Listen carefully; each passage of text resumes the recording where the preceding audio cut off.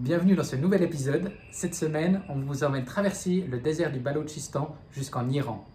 Salut! Depuis octobre dernier, on parcourt le monde. Pour suivre nos aventures, rendez-vous tous les dimanches sur notre chaîne YouTube. La dernière fois qu'on vous a vu, on était à Islamabad. On venait de finir notre semaine dans les montagnes. Et puis, depuis Islamabad, c'était un long trajet. On a d'abord pris un bus pour aller jusqu'à Lahore. On a passé quelques jours chez nos amis pakistanais. Et ensuite, depuis Lahore, on a pris le train. On a pris un train qui s'appelle le Jafar Express, pour les fans d'Aladin comme moi. Et puis, c'était un long trajet, plus de 24 heures, je crois 27 heures. Avec les retards. Ouais, c'était pas tout à fait à l'heure. Et puis, c'était un trajet intéressant parce que, on était dans un compartiment avec une autre famille qui ensuite est partie en cours de route. Et ensuite, on s'est retrouvés seuls dans le compartiment. Et une fois qu'on est entré dans le Baloutchistan, qui est une province qui est très surveillée, on a été direct repéré par les forces de l'ordre, donc c'était assez particulier. Ça fait 24 heures qu'on est dans le train, qui est tout à fait confortable. Et puis là, ça fait quelques heures qu'on est arrivé dans l'état du Baloutchistan, qui est du coup une zone un peu plus dangereuse. Donc on a souvent eu des contrôles, et puis là on vient d'avoir un contrôle avec un chien aussi pour vérifier, j'imagine, s'il y a une bombe ou s'il y a de la drogue qui passe. Donc ça fait un peu bizarre. Et puis c'est très particulier d'être arrivé dans le Baloutchistan parce que c'est totalement désertique. Il y a vraiment de temps en temps des petites maisons d'agriculteurs et des mini-villages, mais c'est impressionnant, il y a le désert à perte de vue. Donc ça change beaucoup de ce qu'on a vu ces dernières semaines. On est arrivé il y a 1 heure à Quetta, qui est la capitale du Baloutchistan. On est là pour 1 ou 2 nuits avant la longue traversée qui est d'environ 600 km jusqu'à la frontière avec l'Iran. Et le Baloutchistan, c'est une région tendue parce qu'il y a beaucoup de matières premières et il y a aussi beaucoup de Baloutches indépendantistes. Et on est proche de la frontière avec l'Afghanistan, donc il y a aussi des talibans. Ce qui fait que c'est la région un peu chaude du Pakistan.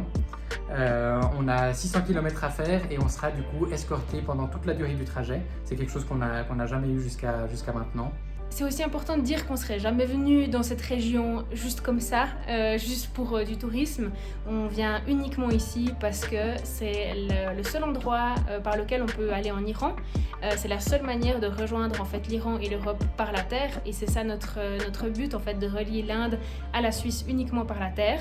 Et puis il y a beaucoup de gens qui le font, donc c'est pas quelque chose de complètement extraordinaire. Là on vient de croiser à l'hôtel une quinzaine de personnes qui viennent aujourd'hui de Taftan, donc de la frontière avec l'Iran. Donc il y a pas mal de touristes qui le font, mais c'est vraiment toujours dans un but de traverser, soit sans prendre l'avion, soit parce qu'ils ont leur propre véhicule et donc ils doivent passer par cette région. Et ça fait plusieurs mois qu'on s'informe sur la situation, qu'on est en particulier Serra dans un groupe WhatsApp où il y a des informations quotidiennes sur comment ça se passe, comment se passer traverser. Et c'est vrai que c'est un moment assez important pour nous parce que ça représente un peu dans notre esprit un mur entre l'Inde, le Pakistan qu'on a visité et puis la suite du voyage jusqu'en Suisse. Donc c'est émotionnellement assez fort et on se réjouit que ce soit fini.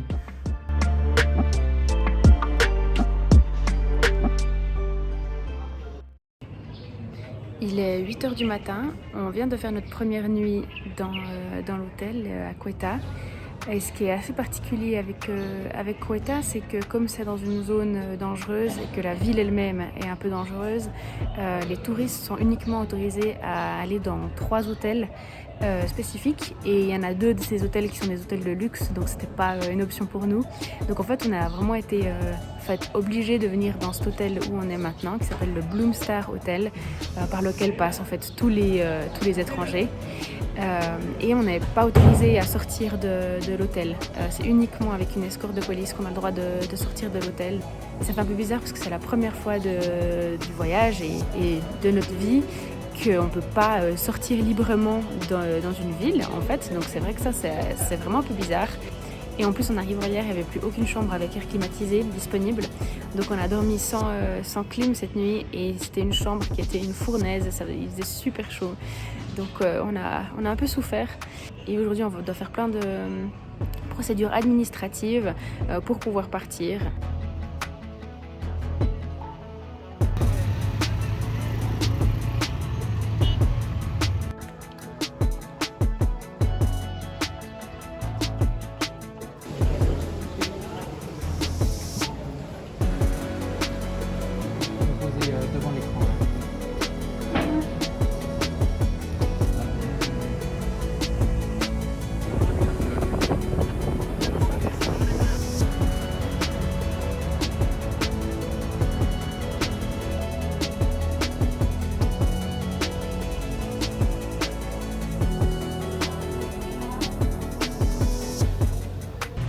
avant qu'on vous explique comment on s'est retrouvé dans une cellule du commissariat de police de Quetta, il faut qu'on vous raconte tout ce qui nous est arrivé ce matin et il y a beaucoup de choses. Les policiers sont venus nous chercher ce matin pour qu'on fasse ce NOC qui est le document qui permet de traverser le Baloutchistan et on est allé escorter jusqu'au département de l'intérieur pour pouvoir avoir ce document avec tous les motards qui étaient aussi là, donc une quinzaine de motards. Et ensuite, ils nous ont amenés à la station de police. On ne sait pas pourquoi, mais voilà, il y a de nouveau eu un flottement d'une heure, on ne savait pas ce qui se passait. Et finalement, on a enfin reçu le papier qui nous permet de nous déplacer dans le Baloutchistan. Donc, ils nous ont ramenés à l'hôtel, toujours en convoi de police. Donc, toute la ville sait qu'on est là. Et puis contrairement à ce qu'on avait vu et puis ce que tous les touristes nous avaient dit avant, on pensait qu'on devait être dans une escorte pendant tout le trajet jusqu'à la frontière avec l'Iran dans des voitures de police et que c'était pas possible de prendre le bus. Et puis ce matin, on nous a dit l'exact inverse, qu'on pouvait que prendre le bus et qu'on pouvait pas aller dans les voitures de police. Donc depuis l'hôtel, on est allé chercher nos billets de bus et là, on est dans la station de police pour attendre l'heure de prendre notre bus qui est à 3h de l'après-midi et qui prend environ 10 heures. Donc faites le calcul, on va arriver vers la frontière au milieu de la nuit et on ne sait pas exactement ce qui nous attend.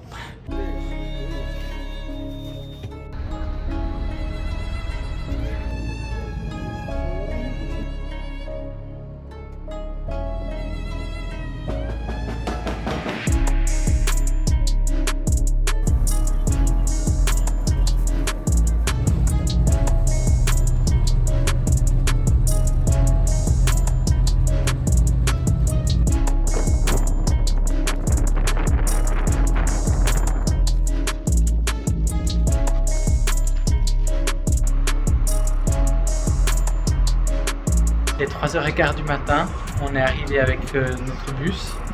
Le trajet s'est assez bien passé. On a eu quelques contrôles, mais finalement on n'a pas été suivi tout le long par une escorte. On a un peu réussi à dormir. Un peu. Et puis on s'est fait réveiller en sursaut en arrivant à Taftan. Et ensuite on a marché pendant 20 minutes, je pense. Super longtemps avec un policier au milieu de, je sais pas, du désert, des camions. C'était trop bizarre, il faisait nuit, il avait sa lampe de poche, ça faisait vraiment un peu scénario catastrophe, mais...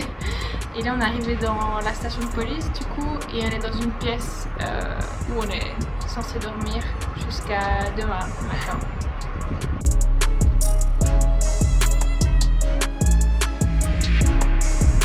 C'est confortable Baptiste, ce petit lit de fortune?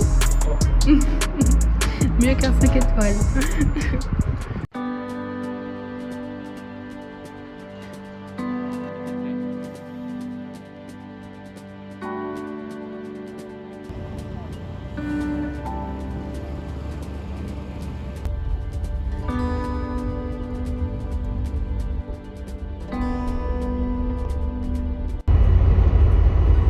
On est où? On est en Iran. Ça fait trop du bien. Ces derniers jours, c'était tellement fatigant, l'adrénaline, l'incertitude. Et puis cette nuit, c'était aussi c'était toute une aventure. Hein. Et ce matin, on s'est réveillé à 7h30, donc on a pu dormir quelques heures dans la station de police, ça c'était bien. Et puis on est allé à pied jusqu'à la frontière. Et puis là, bon, c'était bizarre parce qu'ils nous ont fait passer devant tout le monde. Il y avait des énormes files et nous on passait devant tout le monde, donc on se sentait pas très à l'aise par rapport à ça. Mais du coup ça allait relativement vite, je crois qu'en genre 2 heures on a passé la frontière et tout s'est bien passé, donc c'est trop bien. Et là on est enfin en Iran, ça fait trop du bien.